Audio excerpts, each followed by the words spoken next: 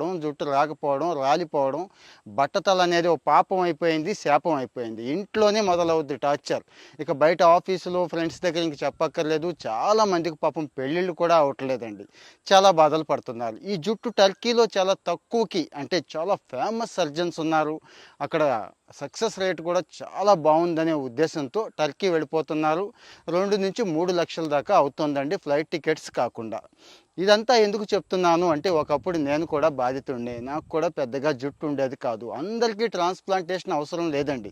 ఇంకా చాలా చాలా టెక్నిక్స్ ఉన్నాయి. 50-60 వేల్లో అయిపోతుంది. నాకైతే అంతే అయ్యింది. నాకైతే ఒక డాక్టర్ గారు ఇక్కడే హెల్ప్ చేశాడు. ఇదేమి ప్రమోషన్ కాదండి. చాలామంది ఈ రకమైన బాధపడుతున్నారు. పాపం మానసిక ఆరోగ్యం కూడా పాడు చేసేసుకుంటున్నారు. వాళ్ళకి హెల్ప్ అవుతుందనే ఉద్దేశంతోనే చెప్తున్నాను. మీకు నచ్చితే, మీకు ఇంట్రెస్ట్ ఉంటే ఇక్కడ కామెంట్‌లో మీ డీటెయిల్స్ మెన్షన్ చేయండి. నేను ఆయన్ని పరిచయం చేస్తాను. ఆ తర్వాత మీరే మాట్లాడుకోండి.